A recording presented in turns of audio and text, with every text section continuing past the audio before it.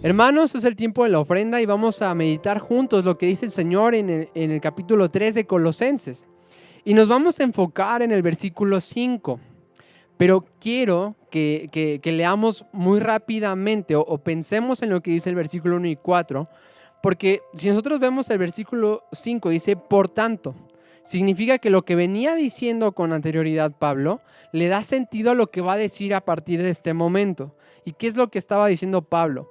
Bueno, que si hemos muerto con Cristo, busquemos las cosas de arriba.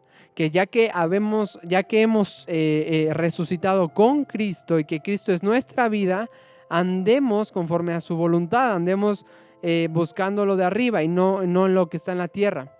Entonces Pablo llega al versículo 5 y dice, por tanto, considerad los miembros de vuestro cuerpo terrenal como muertos, y quiero que veas esta lista: fornicación, impureza, las pasiones, los malos deseos y la avaricia, que es idolatría. Ahora, ¿qué te llama la atención de esta lista breve que nos da aquí el apóstol Pablo?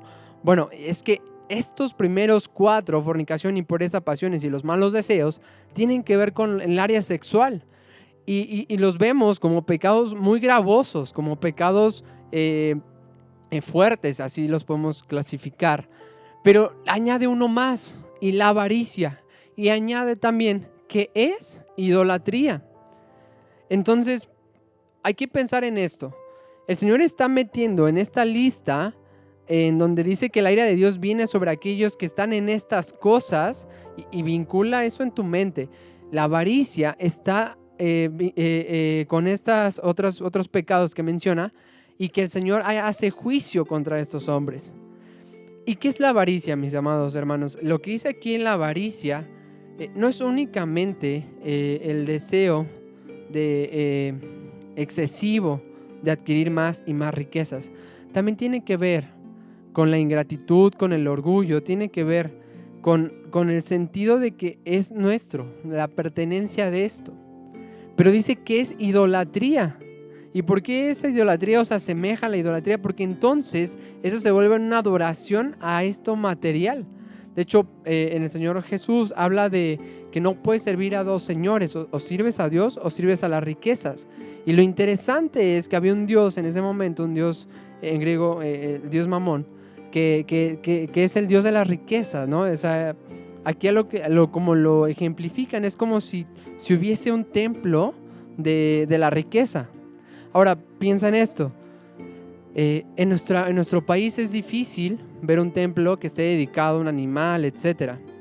Pero creo que hay muchos templos que están dedicados a la riqueza, en donde el Dios es la riqueza. Donde nosotros nos preguntamos y vemos todo a través de la riqueza. Donde lo que importa es la riqueza. Y el punto aquí no es que la riqueza sea pecaminosa. Lo que dice la Escritura es que el raíz de todos los males es el amor al dinero, no el dinero en sí mismo.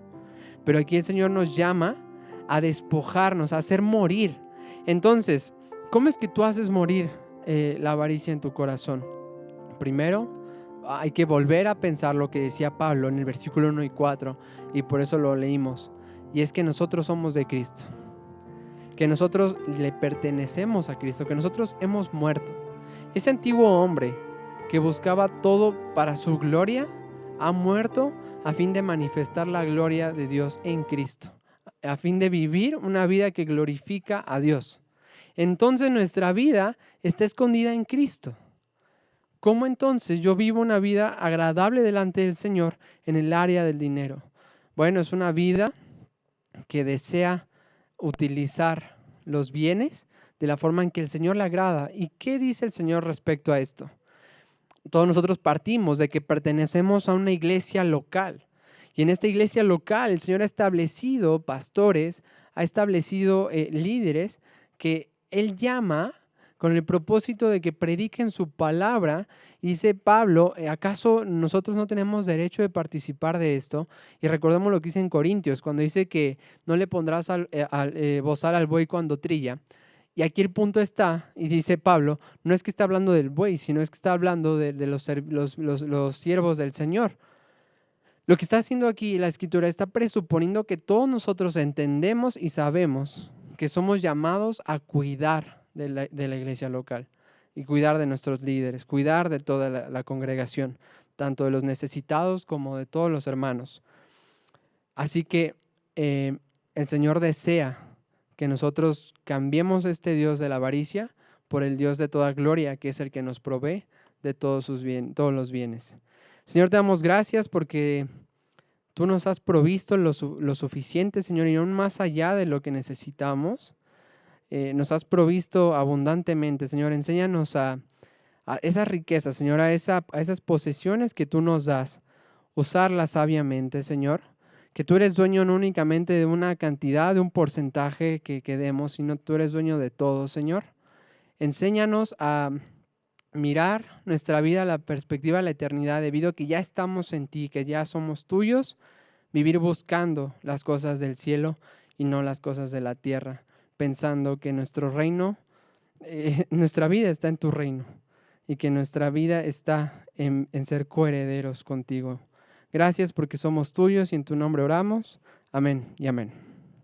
Hermanos, qué gusto nuevamente saludarlos, amigos, personas que se están conectando a estas redes sociales y están viendo este video. Les damos la más cordial bienvenida a esta transmisión en donde Vida Nueva para el Mundo, junto con todos nosotros, los pastores, los maestros de esta iglesia, les damos un caluroso saludo, les enviamos muchas bendiciones y nos da muchísimo gusto también que usted esté el día de hoy conectado a este estudio de la palabra de Dios, de la Biblia.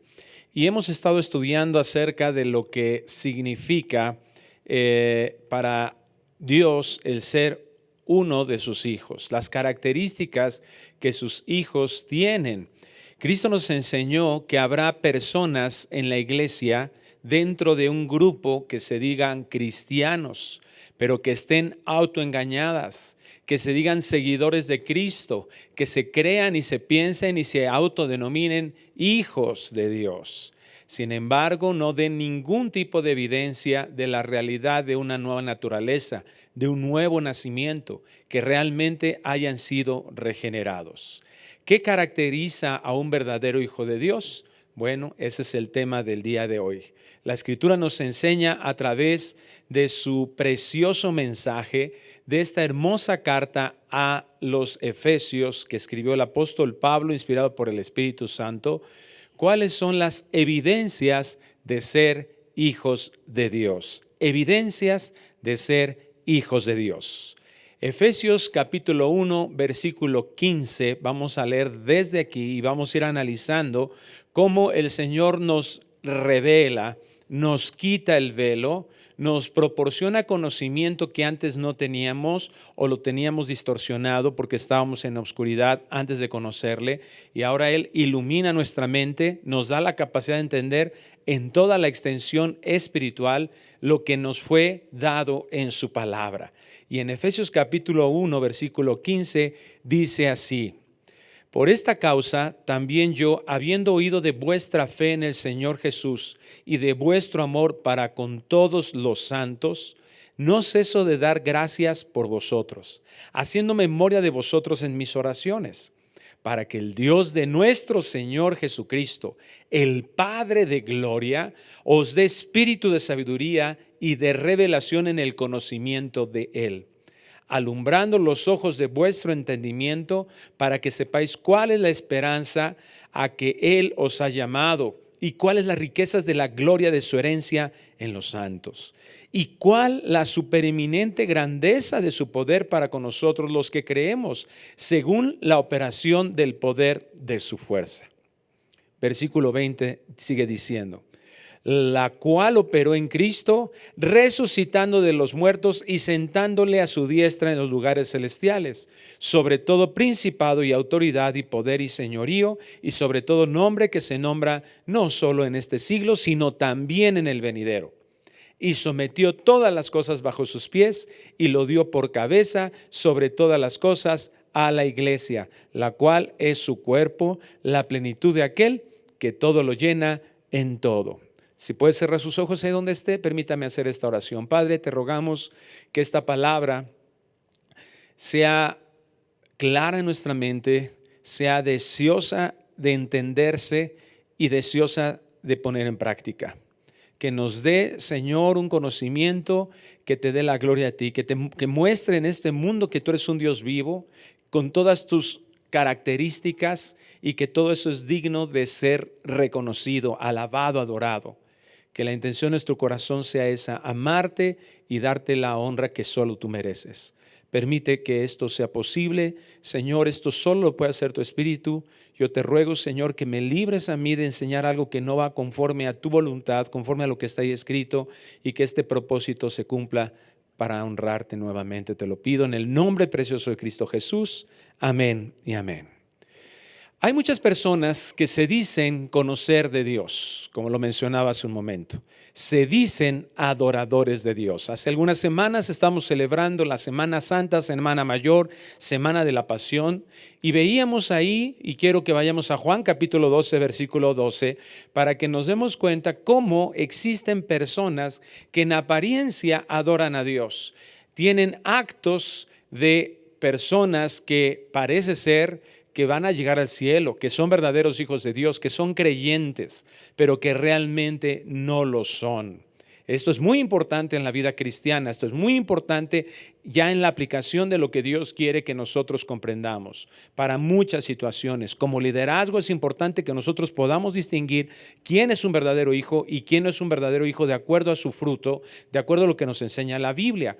Claro está que eso no se da nada más de una cuestión mística en la que yo digo, ay, que yo percibo un espíritu determinado y yo percibo. No, la Biblia nos enseña características que nos dan la oportunidad de nosotros como liderazgo saber qué tipo de disciplina se le debe de aplicar a una persona. De qué manera nos tenemos que relacionar con personas que están catalogadas como hijos de Dios o que no están catalogados como hijos de Dios.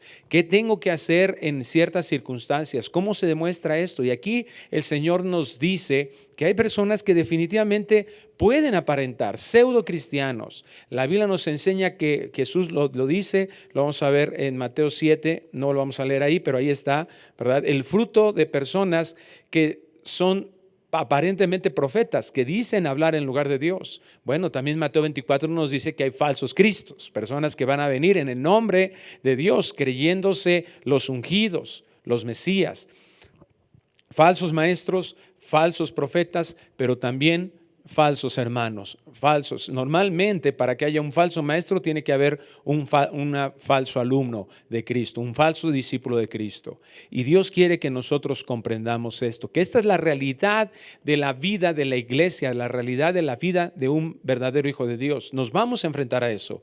Y Dios quiere que nosotros comprendamos que es posible y nos va a enseñar posteriormente qué tenemos que hacer al respecto.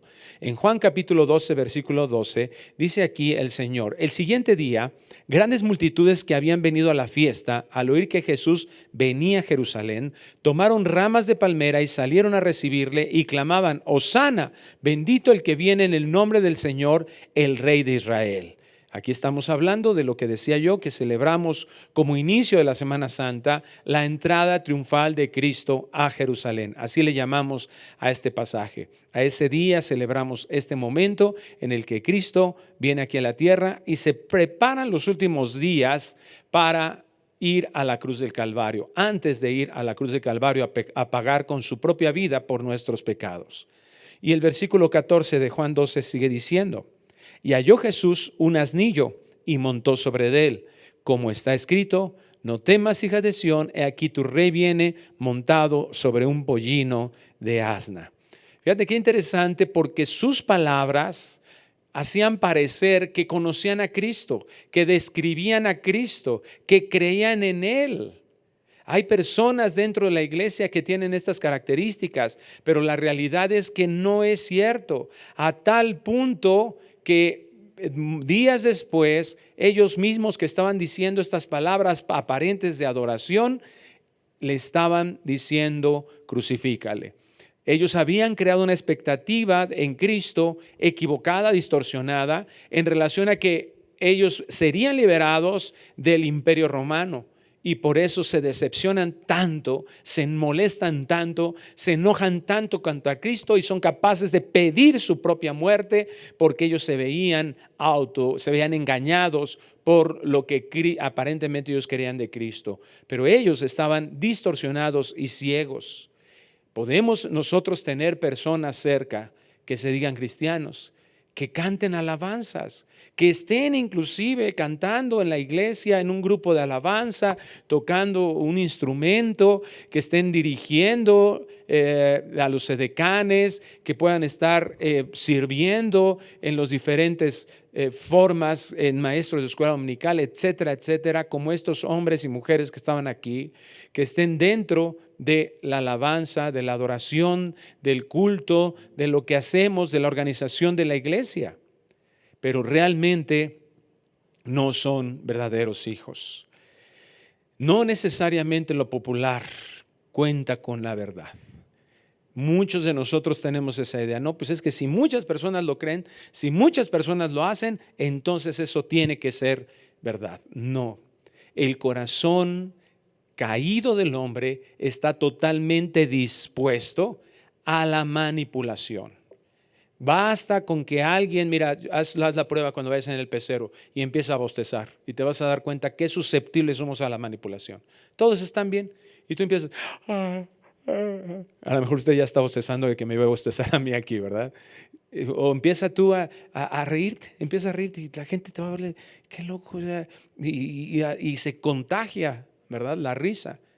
Hay muchas formas en que el hombre es susceptible a esto. En la histeria hay personas que están con un miedo terrible. Ahora con lo de la pandemia están con miedo terrible. ¿Por qué? Porque todos los días te vas a morir, te vas a morir, te vas a morir. Y apenas estornudas, ¡ay, voy a morir! Ay, ya me habrá dado COVID, ya te estás midiendo ahí, ¿verdad? La oxigenación, a ver si estás bien. ¿Por qué? Porque hay somos terriblemente susceptibles a ser manipulados, a ser acarreados, porque eso es cómodo. Es cómodo que te estén diciendo qué es lo que tienes que hacer y qué no tienes que hacer, porque evita tener que pensar, evita tener que responsabilizarte, evita tener que sentirte culpable, evita tener que sentirte avergonzado porque aparentemente hiciste algo que no estaba bien. Entonces, lo popular, las multitudes, como dice aquí, que ese día seguían grandes multitudes, no estaban entendiendo quién era Jesús. No lo consideraron como lo que realmente la Escritura había descrito acerca de él. No lo consideraron como el Hijo de Dios, Dios mismo encarnado. Y lo rechazaron y lo llevaron a la muerte. Aquí lo dice, mira, tomaron ramas de palmera, Juan 12:13. Tomaron ramas de palmera y salieron a recibirle y clamaban, o sea, no eran solamente, ay, Hosana, Hosana, no, clamaban, Hosana, Hosana, bendito el que viene en el nombre del Señor, el Rey de Israel. Gritaban a toda voz. Reconocieron superficialmente a Cristo, no reconocieron que lo que ellos realmente necesitaban, y ese es el peor conflicto del hombre. Hay personas que vienen a la iglesia pensando que su peor problema es su situación económica, es su divorcio, es su problema con los hijos, es su drogadicción, es su alcoholismo, es su falta de dinero, es sus deudas. Como estos hombres y mujeres, como el pueblo de Israel en este momento, pensaban que su peor problema eran los romanos, los soldados romanos que los maltrataban. Roma que les pedía un impuesto extra, que no podían crecer, que no podían dominar su propio pueblo, su propia nación, su propio territorio. Y el peor problema del hombre es respecto a la eternidad. El peor problema que nosotros tenemos es dónde estaremos en la eternidad, que por nuestro pecado lo único que merecemos es condenación eterna. Fíjate lo que estos hombres decían, Hosana. Es una palabra de origen de hebreo que significa, oh, salva, salve ahora. Es una exclamación de adoración que está ahí en el libro de los Salmos. Se cumplía esta profecía. Pero vemos que estos hombres lo único que querían era lo inmediato. Que me resuelva, y si no me resuelve Dios eso, entonces no puedo creer en Él. Que me resuelva mi conflicto matrimonial, si no me decepciono y ya me voy y esto no es lo que yo necesitaba ni lo que yo quería. Una ceguera totalmente de nuestra terrible condición de condenación, nuestra bancarrota espiritual. Estos son los síntomas. ¿Recuerdan más adelante cómo aquel delincuente que estaba al lado de la cruz de Cristo? ¿Qué le decía? Imagínate qué duro ese corazón. El otro delincuente le dice: estás delante del Hijo de Dios, te vas a petatear en unas horas, te vas a morir, vas a colgar los tenis, como decimos, te va a sonreír la calaca, vas a dejar de existir en este mundo físicamente hablando. Estás a punto de enfrentar solamente delante de eso el juicio de Dios y no reconoces al Salvador del mundo. ¿Por qué? Porque nos volvemos demandantes de beneficios inmediatos. Queremos seguir dominando sobre nuestra vida, creyendo que somos los dueños de todo lo que existe, autónomos, sin rendición. Pues si tú eres el Hijo de Dios, bájate y bájanos a nosotros. Si realmente eres Dios, soluciona mis problemas. Dame lo que yo te estoy pidiendo. Y Dios no es nuestro sirviente. Dios es el Señor. Él es el dueño. En Mateo capítulo 7, versículo 21, identificamos a personas en esta misma condición. Y Jesús dice estas palabras: no todo el que me dice Señor, Señor, entrará en el reino de los cielos, sino el que hace la voluntad de mi Padre que está en los cielos. Muchos me dirán en aquel día: Señor, Señor, ¿no profetizamos en tu nombre y en tu nombre echamos fuera demonios y en tu nombre hicimos muchos milagros?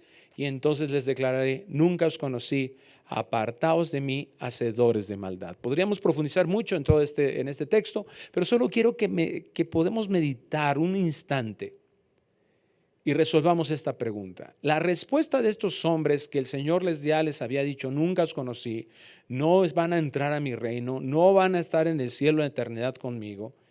Ellos claman y voltean y dicen: Señor. Pero mira cuál es la respuesta. ¿En dónde estaba puesta su confianza? No profetizamos nosotros en tu nombre. Y tu nombre echamos fuera demonios. Y en tu nombre hicimos muchos milagros.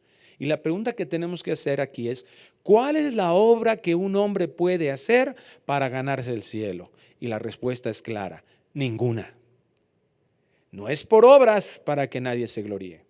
No hay una sola obra que nos haga acreedores de la reconciliación con Dios y que nos dé el pase o la oportunidad para llegar al cielo. Jesucristo lo dijo: yo soy el camino, la verdad y la vida. Y no existe otra forma, no hay otro medio para llegar al Padre si no es por mí. Yo soy un solo camino, yo soy la verdad y yo soy la vida. Nadie viene al Padre si no es por mí. Y estos hombres dijeron: hicimos esto, sí, en tu nombre, pero no entendieron lo que era en su nombre realmente, porque si lo han hecho en su nombre no se lo acreditarían a ellos, sabrían que es poder de Dios. Profetizamos, mira, hablamos, dijimos muchas cosas, echamos fuera demonios, hicimos esto, ¿cómo que no vamos a estar en el cielo? Hagas lo que hagas, tu mejor intento de ser buena persona, tus mejores obras, acumúlalas todas y no van a cumplir ni satisfacer la justicia de Dios. ¿Por qué? Porque no es una buena obra lo que satisface, lo que paga por el pecado. La paga del pecado es terrible. La paga del pecado, dice Romanos 6:23, es la muerte. Se tenía que morir, no se tenían que hacer solo buenas acciones. Las buenas acciones de Cristo, claro, por la fe se nos imputan ahora en una justicia, pero eso no paga, no redime, no liquida la consecuencia del pecado. Nos quedamos demasiado cortos. Y además, si a eso le sumas que todas las buenas obras que tú haces están torcidas respecto de Dios, no son para darle gloria a Él, no es creyéndole a Él, entonces de eso nada sirve, ni podría servir, ni acumulándolas. Las de todos los hombres no sirven de nada porque no tienen fe, y sin fe es imposible agradar a Dios. Estos pusieron su confianza en ellos y no en lo que hizo Cristo, no en la obra de Cristo. No entendieron la gracia de Dios, no les fue quitado el velo. Y la pregunta aquí entonces es, ¿qué clase de personas somos nosotros? Los que quieren salvarse sin humildad, sin reconocer el señorío de Dios en sus vidas.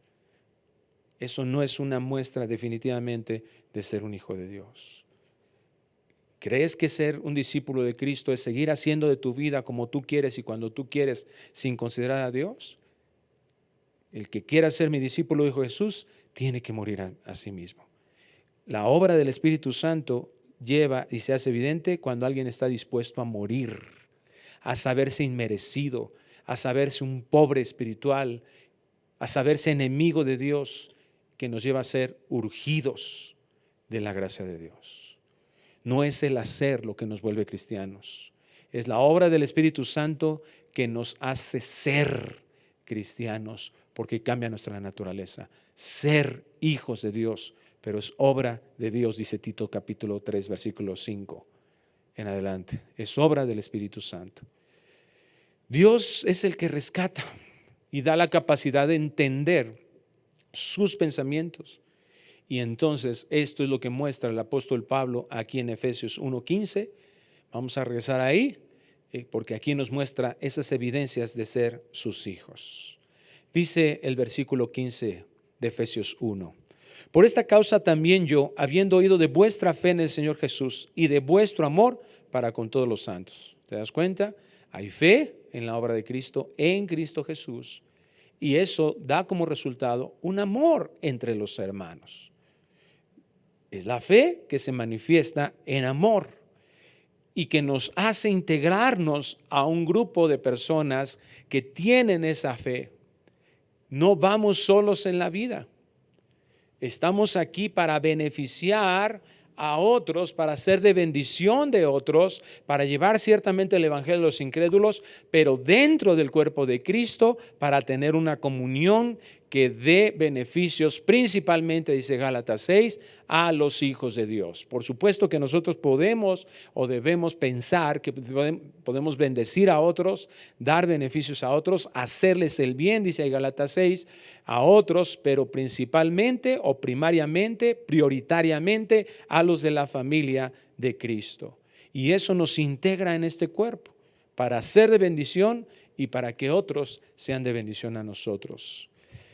Y ese amor es lo que nos identifica, el verdadero amor, no un amor sentimentaloide, no un amor que está pensando en mí, en que cuando yo me siento bien amo y doy. No, un amor que a pesar de los problemas, los errores, las dificultades, las fallas, la injusticia de mis hermanos, yo permanezco amándolos porque así me amó el Señor.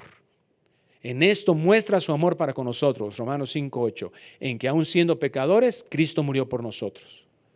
No por ser buenos, no por ser sus cuatitos, no porque estemos bien con Él, no, éramos enemigos, dicen los versículos. Adelante. Efesios 1:16 sigue diciendo, no ceso de dar gracias por vosotros, haciendo memoria de vosotros en mis oraciones. Cuando nosotros vemos la transformación, qué hermoso es ver a alguien que realmente ha nacido de nuevo, que ha creído en Cristo Jesús y pasando el tiempo, vemos es el fruto de su salvación, todas estas características. ¿Qué es lo que provoca en el corazón de una persona? No provoca envidia, no provoca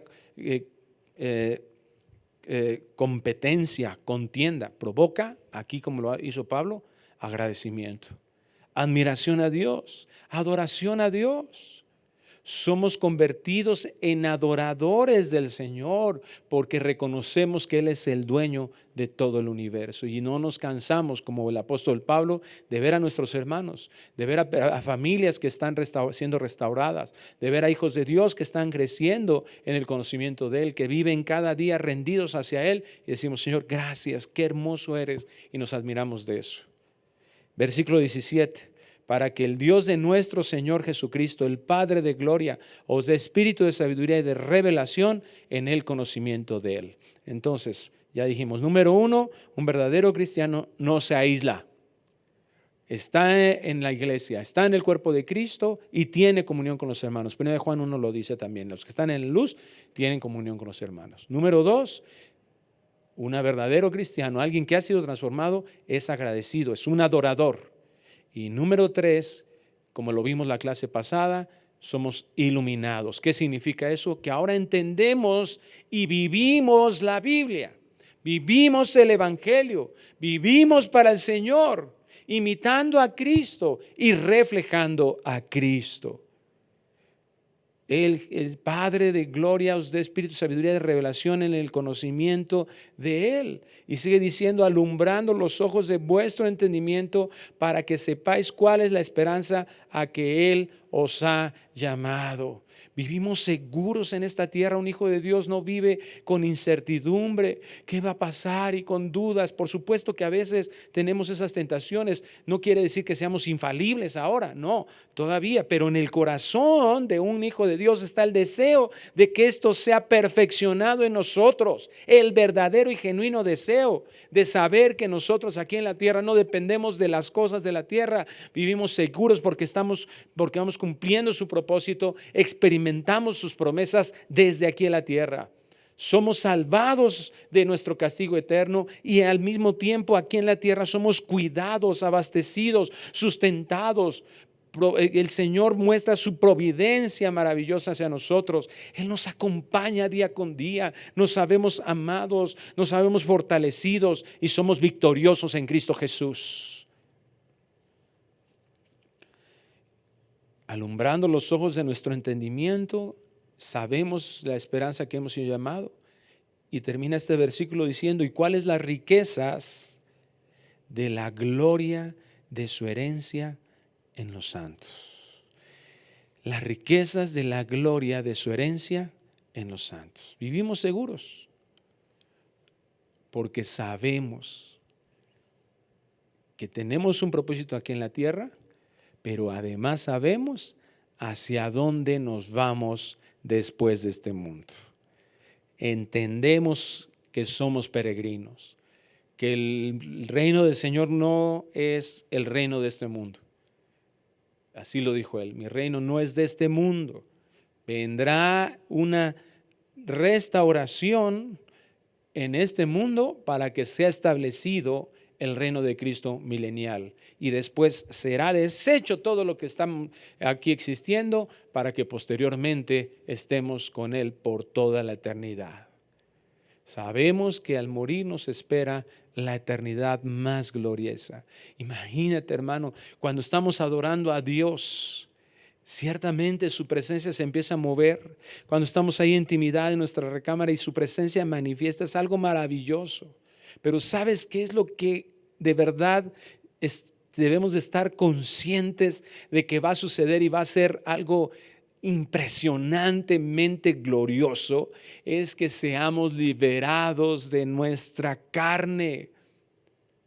Es decir, escucha esto, nunca más, a partir de ese momento que nosotros partamos de este mundo y que estemos ante su presencia por toda la eternidad, si morimos en Cristo, resucitaremos y estaremos por toda la eternidad nuevamente, o seremos arrebatados y glorificados también. Pero a partir de ese momento pase una cosa o la otra, dependiendo en el tiempo que Dios le plazca venir por su iglesia. A partir de ese momento, nunca más le vamos a fallar a nuestro Padre amoroso. Nunca más. Eso es lo más maravilloso que puedo yo comprender ahora de la glorificación. Ciertamente no va a haber dolor, no va a haber corrupción, no va a haber muerte, ya no va a haber miedo. Todas esas cosas son buenas, pero todo eso es impulsado por esta condición de pecado, este residual de pecado que todavía permanece en nosotros. Versículo 19 de Efesios 1. ¿Y cuál? La supereminente grandeza de su poder para con nosotros los que creemos, según la operación del poder de su fuerza. Aquí está la mayor evidencia de ser hijos de Dios. Es la manifestación del poder en nosotros. Ahora, ¿cómo se manifiesta ese poder? Porque estamos viendo mucha charlatanería del poder de Dios. Y creen muchas personas que el poder de Dios solo se manifiesta cuando un paralítico se levanta. Solo se manifiesta cuando un ciego ve. Eso sí fue algo súper poderoso. En Romanos capítulo 1, versículo 16 nos dice cuál es la manifestación poderosa de Dios en la tierra, en su iglesia principalmente. Dice Romanos 1:16, porque no me avergüenzo del evangelio, porque es poder de Dios para salvación a todo aquel que cree. Es que dice poder de Dios para salvación a todo el que cree, al judío primeramente y también al griego. Ver la reconciliación de Dios a través de la predicación de las buenas noticias de Cristo para salvación, ver lo que el Señor hace a través de eso, es la manifestación gloriosa de su poder y que muchos de nosotros no lo estamos ejerciendo, porque Dios nos ha encargado a su iglesia que hagamos discípulos, que prediquemos el evangelio. Le decía Pablo a Timoteo, a tiempo y fuera de tiempo. En Mateo 28:18, él hace referencia a sus discípulos, esto que hemos llamado esta gran comisión que nos ha dado el Señor a sus hijos aquí en la tierra.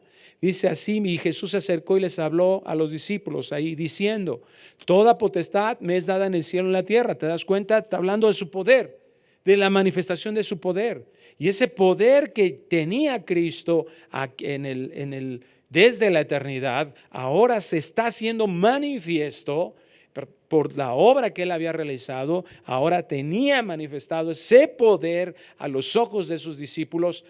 ¿Para qué? Dice, por tanto, id y haced discípulos a todas las naciones. Es decir, por este poder que yo tengo, les doy esta indicación. Haced discípulos a todas las naciones, bautizándolos en el nombre del Padre, y del Hijo y del Espíritu Santo, enseñándoles que guarden todas las cosas que os he mandado, y aquí yo estoy con vosotros de todos los días hasta el fin del mundo. Amén. Ese poder glorioso, ese poder que está manifestando la grandeza de su poder para nosotros los que hemos creído, ese poder de la operación del poder de su fuerza que dice Pablo que ahí en Efesios 1, es ese poder para que nosotros ejerzamos esta orden en la que hagamos discípulos. Y ese es el mayor privilegio de ser hijo de Dios, cumplir ese encargo que nos ha hecho el Señor de poder transmitir este evangelio, enseñar este evangelio, enseñar los mandamientos de Dios, que podamos reconocer nuestra incapacidad de hacerlo de forma individual, sin Dios, y que solamente con la ayuda del Espíritu Santo, siendo reconciliados con Él, es posible. Es posible obedecerle al Señor. Eso es el evangelio. Y sigue diciendo nuevamente, Efesios 1:20, regresamos ahí, lo cual operó en Cristo, resucitándole de los muertos y sentándole a su diestra en los lugares celestiales, sobre todo principado y potestad, y sobre todo principado y autoridad y poder y señorío, y sobre todo nombre que se nombra no solo en este siglo, sino también en el venidero, y sometió todas las cosas bajo sus pies. Ahora somos libres para compartir el evangelio. Somos libres para obedecer al Señor. Ya no somos esclavos del pecado, para que nosotros ahora mostremos que es posible vencer ese cochino pecado que nos tiene en condiciones deplorables. Que Dios use nuestras vidas para ayudar a otros a ser libres también de tantos engaños, de toda esa influencia diabólica, incluyendo, ¿verdad? Dios nos dio autoridad, dijo en Lucas 10:19, he aquí os doy autoridad para hollar serpientes y escorpiones y sobre toda fuerza del enemigo, y nada os dañará. Les doy potestad. Les he dado esa autoridad, es una autoridad delegada, exousia desde el griego, es una autoridad delegada por Dios para ejercerla aquí en la tierra y poder mostrar esa realidad de lo glorioso del poder de nuestro Dios a muchos otros. Ese poder con lo que Cristo, que operó en Cristo resucitando a los muertos, no nos hace depender de nosotros mismos. Dice 2 Corintios 1, Pablo lo expresa ahí. ¿Verdad? Hemos sido sometidos a tribulaciones, a naufragios, y todo esto ¿para qué? Para que aprendamos a no confiar en nosotros mismos, sino en el poder de aquel que levantó a Cristo entre los muertos. Ese mismo poder que da vida a un muerto es el poder que opera en nosotros para que nosotros ejerzamos esa autoridad y que sea mostrada su gloria a través de la predicación del Evangelio. Ejercer la autoridad delegada con sabiduría y con la guía del Espíritu Santo de nuestro Dios.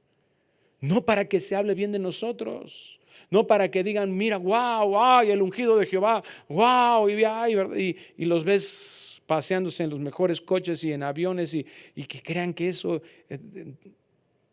perdón que lo exprese de esta manera, pero es totalmente una falsedad el pensar que podemos seguir viviendo para nosotros mismos, alentando nuestra propia comodidad.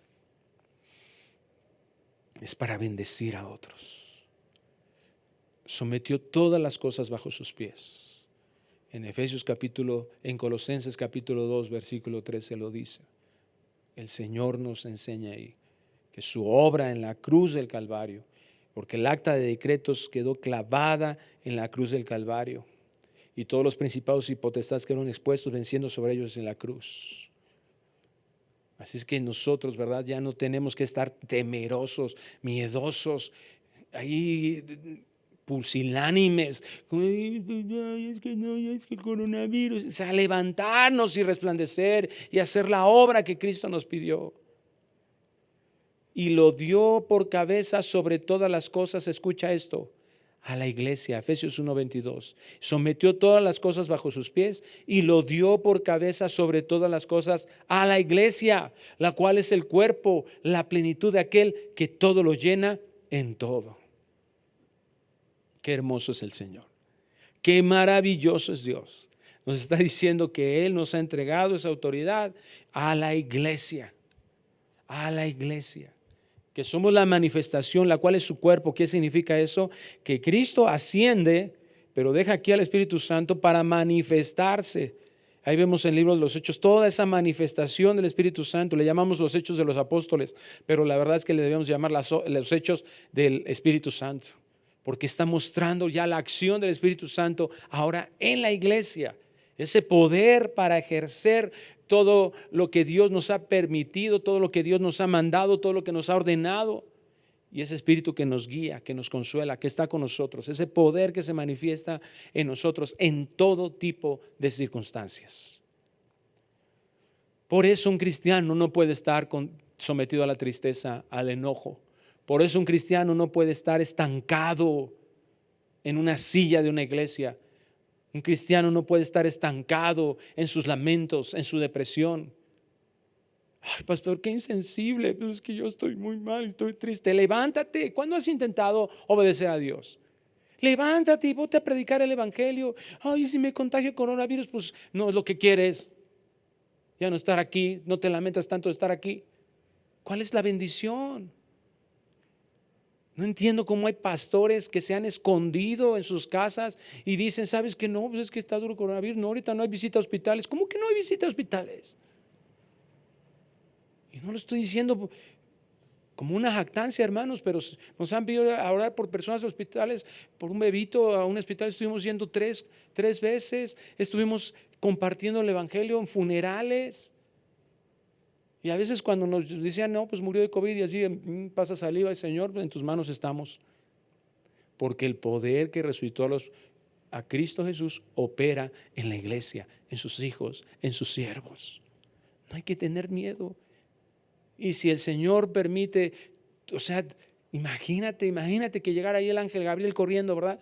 Ay, Señor, el ángel Miguel corriendo ahí. Señor, ¿qué crees? Que ya se enfermó el pastor Gerardo, ya se enfermó de COVID. No sé cómo pasó, Señor. Oye, qué tontería tan grande hemos sido tan contaminados que vemos a ese Dios de esa manera. Y Cristo, no me diga, ¿cómo pasó? ¿Quién se descuidó? A ver, ¿qué ángel no cuidó a Gerardo? Pues claro que no. Dios es soberano. Dios tiene el control. Y la Biblia nos enseña que el día de nuestro nacimiento y el día de nuestra muerte está en el control de Él. Si no te vas por el COVID, te vas por un resbalón en tu bañera. Si no te vas por el COVID o por la influenza, por la gripa, pues te da un cáncer fulminante, un ataque cardíaco fulminante, un infarto fulminante, y mañana estás allá en la presencia de Dios. Bueno, si eres su hijo, ¿verdad? ¿Cuál es el problema? Los cristianos tenemos esta seguridad. Es la evidencia, nuestra esperanza está puesta en Dios, en sus promesas. El Señor dijo, no se turbe vuestro corazón. Cree en mí, cree en Dios. Voy a preparar moradas. Allá está el Señor, intercediendo a la diestra del Padre por nosotros, preparando el lugar en el que nosotros llegaremos para estar por toda la eternidad con Él. ¿Cuál es el problema? El problema, ¿cuál es? Que estamos aterrizados, estancados, creyendo que los mayores valores están en esta tierra. No tenemos una mentalidad de peregrino, tenemos una mentalidad estancada en esta tierra, valorizando las cosas de esta tierra. Andamos con nuestra vista, no con nuestra fe. Y es el tiempo que nosotros nos demos cuenta. ¿Para qué fuimos llamados? ¿Para qué somos hijos de Dios? Para cumplir su propósito, no nuestros planes. El intento primario de esta carta es mostrar a la iglesia como el cuerpo de Cristo. La realidad que es el cuerpo de Cristo, la realidad de un Dios que vive presente y físicamente. Esa presencia de Cristo es ahora a través de la iglesia. La iglesia, por eso tenemos que estar llenos con el poder, llenos con el Espíritu Santo y recibir esta orden con alegría, este encargo con gozo, con disposición total de representarlo aquí en este mundo, de representarlo en una sociedad corrupta, en un mundo lleno de tinieblas, pero dar a conocer que en Él está la vida, que en Él está el amor y que su poder para salvación es real. Que nosotros como sus hijos sí entendamos lo que Dios ha invertido en cada uno de nosotros y seamos guiados para experimentar todo lo que Cristo puso disponible para nosotros como sus escogidos desde la eternidad a través de nuestras vidas, y que sea una realidad mostrada en estas evidencias de ser hijos de Dios. Padre, gracias por tu palabra. Te suplicamos, Señor, que quede clara, que quede claro el conocimiento que está siendo expuesto en tu palabra, que lo llevemos en el corazón, que lo vivamos. Ese es nuestro anhelo para tu gloria, Dios. Permite que esto sea así. Permite, Señor, que esto impacte la vida de otros, que seamos usados por tu Espíritu Santo para impactar el corazón de muchas otras personas que van a venir al conocimiento de ti. Te lo rogamos en el nombre precioso de Cristo Jesús. Amén y amén. Que Dios les bendiga, hermanos. Les amamos mucho, les mandamos un abrazo. Recuerde que ya estamos en varias iglesias congregándonos presencialmente. Véngase a servir al Señor, a alabarle, porque esta es la forma que el Señor nos ha enseñado. Les mandamos un fuerte abrazo. Que Dios les guarde.